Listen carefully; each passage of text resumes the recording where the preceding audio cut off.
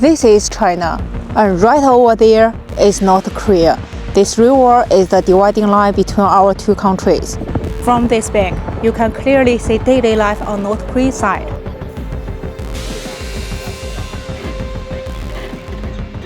Hi, this is Mia. Welcome back to my channel. I'm currently in Tumen, a tiny border city in China that sits right up against North Korea. This river is called the Tumen River. It marks the border between China and North Korea. Across from us is Namyang, North Korea's 13th largest city.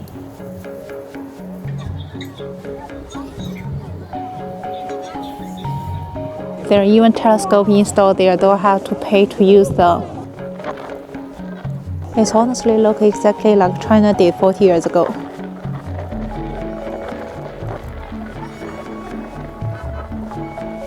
That is North Korean kindergarten.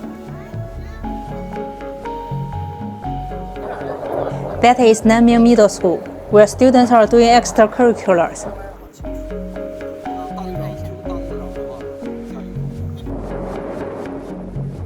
Here is the primary school. The teacher is leading a general cleanup.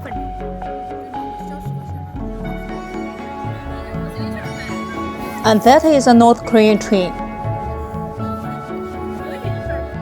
Bicycles are the primary mode of transportation here. Private cars are not allowed, so this is government vehicle.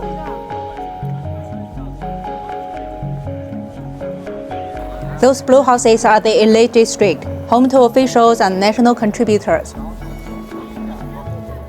That signal tower at the top of the mountain is specifically used for signal jamming to block Chinese networks.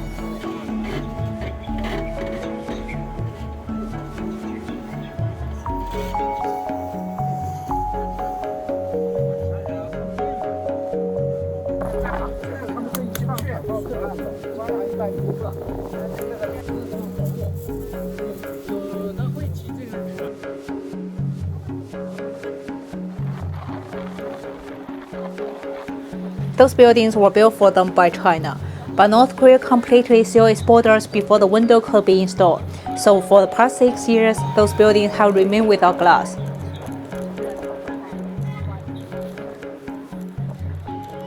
It gets as cold as -20 degrees Celsius here in the winters. I'm genuinely curious, how do they survive those freezing nights without even basic windows? We often say that visiting here feels like watching the Tumen show, separated by just one river, yet we are two completely different worlds.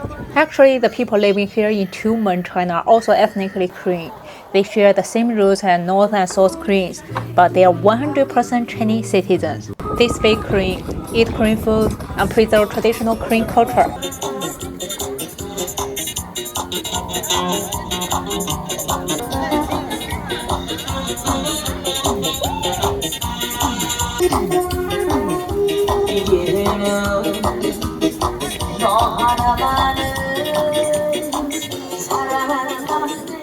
Street signs here are written in both Chinese and Korean.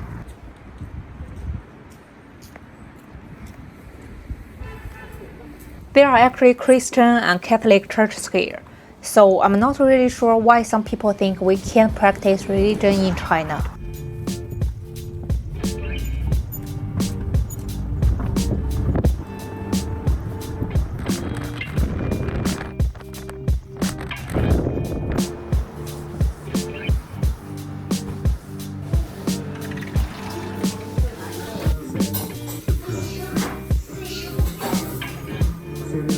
The food culture here are very similar to Korea.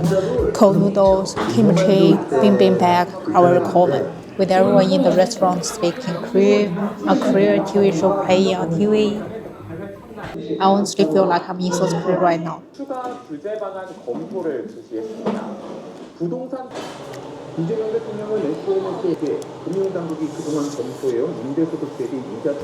There are actually thousands of North Korean women working in this city. Their wages are extremely low compared to local Chinese workers, only about $200 to $300 a month.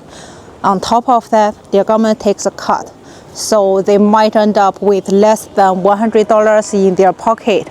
Even so, this is still considered a high salary back in North Korea. But even though They are working here in China. They are not allowed to have any contact with us at all. This is the factory zone where they work, but the entire area is completely walled off and restricted. I'm going to see if I can get inside. 我可以进不？就是溜达溜达，我可以进不？你上哪的？我就是在这随便溜达溜达。去这边溜达，我看你拿个摄像机不行？因为我自己是一个博主。博主也是，这里头不允许拍照，不允许录像。那如果我不拍照不录像，可以进去吗？可以，但是你要出来，你要把这些东西让我看看，你拍没拍照？行，可以。啊，可以。我还是奉劝你最好别进去了，这里也没什么好拍的。哦，你不是说不欢迎你们进来啊，这里头属于特殊的地带，尽可能不要拍。哦，就是很多朝鲜人在工作是吧？对。哦，行，那不进去了。还是最好别进去。行。你要说你今天没拿这些东西，你说你进去，我肯定让你进去。但是你今天拿这些东西了，我肯定就是也不是不让你进去，但是尽可能不要进去，行不行？影响不好，不行。行吧，好，谢谢啊，好，再见。谢谢你合作啊。好，再见。Well, that was fail. Actually, the security guard was right. Even if I got in, I couldn't say anything.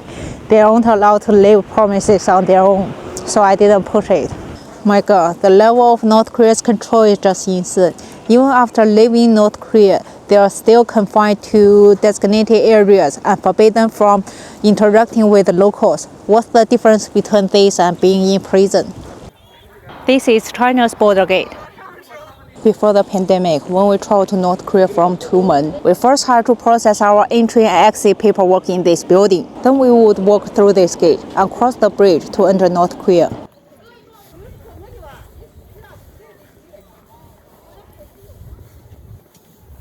Back then, traveling from Tumen to North Korea was incredibly simple. For one-day trip, we didn't even need passport or visa. But once you arrive in North Korea, there were many restrictions. You have to stay with your assigned tour group all the time, visit only the designated location, remain under the strict supervision by your guards. You weren't allowed to wander off, and you definitely couldn't casually talk to local people. Since the pandemic, tourism to North Korea has been completely shut down and still hasn't reopened. This place has now become a popular tourist photo spot. Many visitors come here to specifically take pictures. The building directly ahead is North Korea's train station. It displays portraits of Kim Jong-un's father and grandfather, with sentries standing guard at the entrance. On our side, many people are taking photos. On the other side, there are almost no one inside. Look, if I stretch out my hand, technically my right hand is already in North Korea. To be honest, it's not just Westerners who are curious. Even as their neighbor, we found North Korea incredibly mysterious. The border is strictly managed with electrified fences running the entire length. And special police units can be seen patrolling everywhere in this city. All this security is to prevent North Koreans from crossing over illegally. In the winter, the river turns into solid ice, making it a prime time for them to try and slip over to the Chinese side. Along the roadside, you can find a lot of winter-selling North Korean cigarettes and currency as souvenirs.